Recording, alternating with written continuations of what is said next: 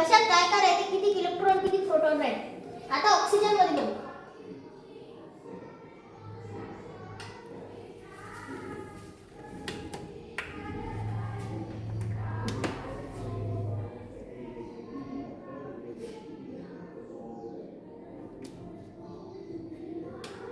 आपण हायड्रोजन मध्ये बघू शकतो. आता एक न्यूट्रॉन आहे, बस एक न्यूट्रॉनच आहे हायड्रोजन मध्ये.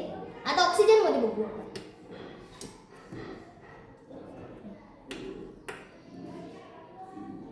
टू न्यूट्रॉन आहे, 4 प्रोटॉन नाही 6 प्रोटॉन आहे.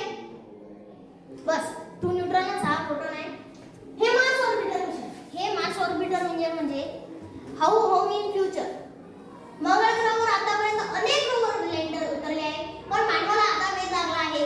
तर ते मंगळावर माणूस पाठवण्याचा नासा पण 2030 पर्यंत प्रयत्न मानवाला मंगळावर उतरवण्याचे नियोजन करत आहे. आणि पृथ्वी ते मंगळाचा प्रवास सुमारे 2 वर्षाचा असेल असा नासाचा हे आहे अंदाज आहे. आता आपण बघू न्यूटनची तबकडी. ही आहे न्यूटनची तबकडी. न्यूटनने काय केलं, 7 रंग घेतले आणि ते एका चक्रीला लावले आणि ती चक्री अशी घुमवली.